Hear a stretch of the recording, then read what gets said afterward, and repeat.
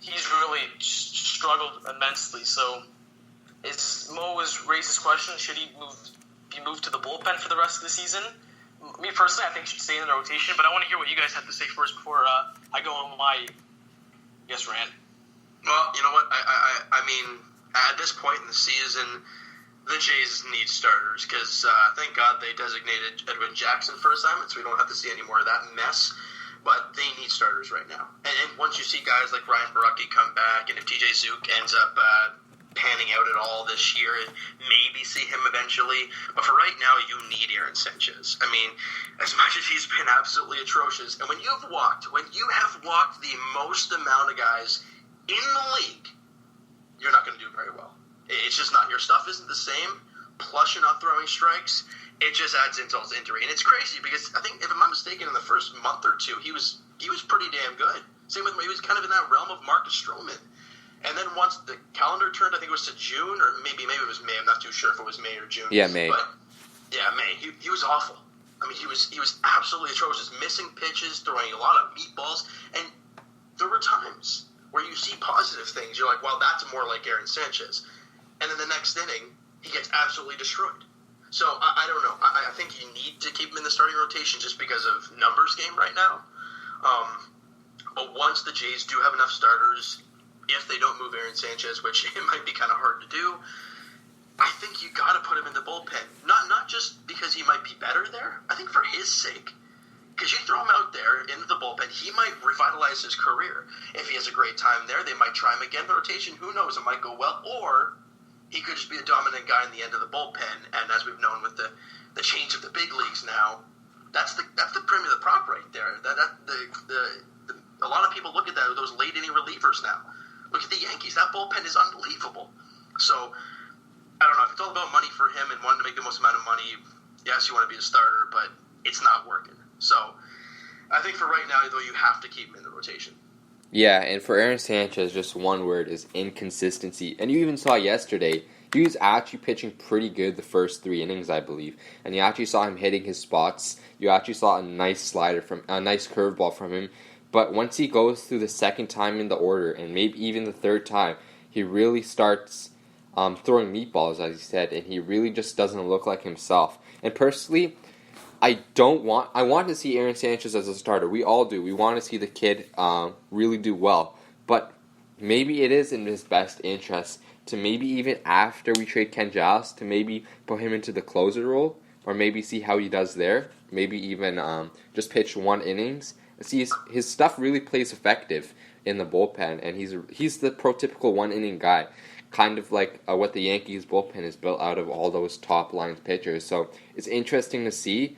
But yeah, and do you guys think if Aaron Sanchez does come to 20 losses, the Blue Jays they won't let him start anymore just so he doesn't get to those 20 losses? I don't think so, but yeah, no, I mean, Aaron Sanchez, I think you got to keep him in the rotation for the rest of the season, as James mentioned, and not just sort of because you have no other options, but I mean, that could be a reason too. But I think you got to recuperate any sort of value that you can have. If he can prove that he can be healthy and pitch well, even though there's no signs to prove that, you might end up being able to trade him for something over the winter, because I mean, the longer you go, the less service time he has, the less value a pitcher has. So I think you let him start the rest of the year, and if he really shows no signs of life, no signs of turning it around, even that through spring training, then maybe you put him in the bullpen as a 1-inning reliever, as you mentioned. But I feel that for a guy like that, who's, I mean, again, as you said a million times, he's got the talent there. We've seen ace stuff in that arm, but he can't put it together. He just absolutely cannot put it together. And this year has been absolutely disastrous, as we've said so many times. So I think if you're the Blue Jays, you gotta exhaust all the options until, I think that's a last resort thing for me, moving into the bullpen. Yeah. You want to touch on something? Yeah, I was about to say, Aaron Sanchez, we've seen him in the bullpen before, but he last year, before the blisters, he looks very comfortable as a starter. And we don't have many guys, as we saw. We threw in players like Edwin Jackson on the mound. And we had Thomas Pannone today, who I like. But Aaron Sanchez, he should stay in the rotation. But the final point should be that if things come worst to worst and he continues to struggle and continues to walk guys, continues to lose his command, how much longer are we going to let things ride out with him in the starting rotation? And one more interesting point is, whenever Aaron Sanchez does pitch for the Blue Jays, it seems like his run support isn't as high with the Jays batters, so maybe people shouldn't look at his win-loss record as such a surprise, since it certainly is a meaningless stat.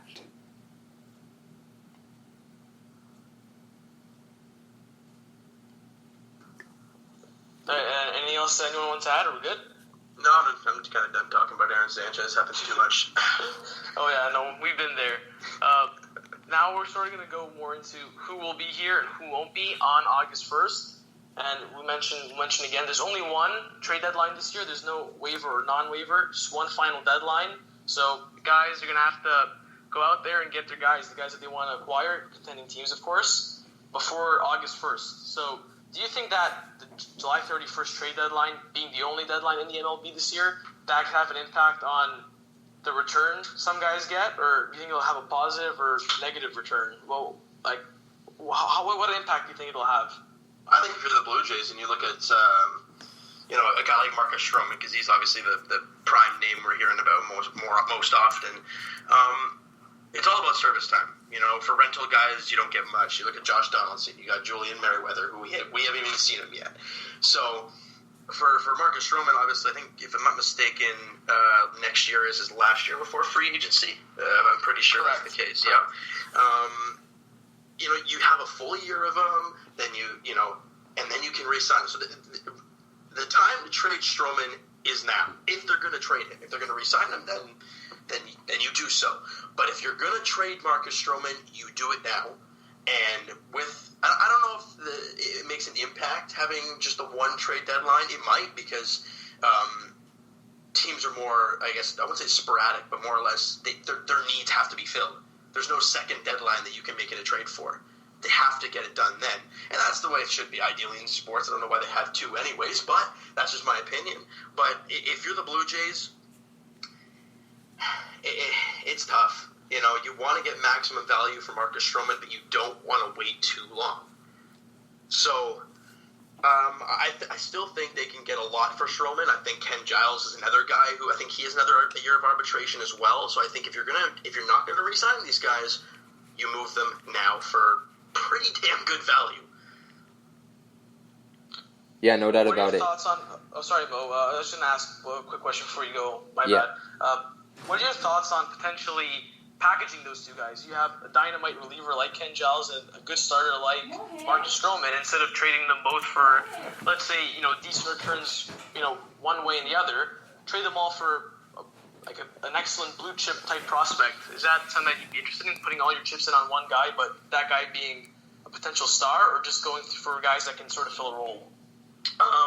If they make that trade, come back to me in about a year or two, and then we'll have that same discussion. But I mean, for right now, that's tough. I mean, blue chip prospects are beautiful. You look at the way the Rays got from the Pirates for Chris Archer. I mean, they got Meadows and Tyler Glasnow. Those two guys are unbelievable. They have two amazing players in the trade. Now, can the Jays get something like that? Yeah, you probably could get something along those lines. I don't know about the same as Chris Archer, but I don't know. It's tough. I don't know. I mean, I wouldn't be opposed to packaging them, but for the right price. It's cliche as heck, but that's the truth. I don't know. I'd like to see what the offers would be, but I wouldn't be opposed to it. That's for damn sure. Yeah, I personally feel like both of them have enough value on their own to maybe get a blue chip prospect. I've seen the Minnesota Twins, the New York Yankees, both interested in acquiring them in a package deal, but it may be the Blue Jays' best interest to maybe place them into separate deals just to get maximize their return. Certainly, if you'd package them for a Yankees deal, you'd certainly be looking at a Clint Frazier, maybe even a Chance Adams, a Domingo Asfalto, maybe three top 20 prospects for the Blue Jays coming back in return. And it is in their best interest. And the point before, I feel like teams will be more desperate because there's only one trade deadline. And for the Blue Jays, I think they're playing the waiting game because as closer you get to the deadline, more teams are going to be desperate, more teams are going to be aligned for their playoff push, and more teams are going to be wanting the players. So the Jays certainly have options, and we can certainly see even more teams out of Minnesota and New York, maybe teams like Atlanta who would be interesting. But yeah, aside from the Giants closer Will Smith, Giles is the best reliever on the market. And he should bring back at least one top-tier prospect on their own. But they also have Daniel Hudson, who can also bring back a Swung Kwan O type of player that we saw last year. So it's certainly going to be a nice trade deadline for the Blue Jays. I think Minnesota is actually a really interesting team that you mentioned there. They're a team that's in need of a starter all season long, pretty much. They can obviously hit. I think they have the lead in home runs by quite a wide margin. But they had a division that looked pretty much locked up about a month ago, and now here they are, just 4 games up on the Cleveland Indians. So maybe with the Indians breathing down their back, that could sort of influence them to making, sort of more of a desperation trade as they enter a desperation mode. This might be one of their few chances to get to the postseason. So maybe that's a potential option that you can see there, giving them Blue Jays an offer that they just can't blow away. And also, Ken Giles, the other guy, the other half of this equation. We're just going to talk about him right now. He came back for the first time since the All-Star break last night, and in one inning of work gave up a run, I believe a couple hits, and maybe a walk. I can't remember the line. I don't have it right in front of me, but I think it was 2 hits, run, a walk, and like a couple strikeouts or something like that. Yeah, there you go. So overall, numbers-wise, not necessarily his greatest outing, considering how dynamite he's been all season long. But I have an interesting number in front of me, and I'm sure you guys must have seen this too. Ken Giles has given up, I believe, 6 runs all year, and 5 of them have been to the Red Sox. Yeah.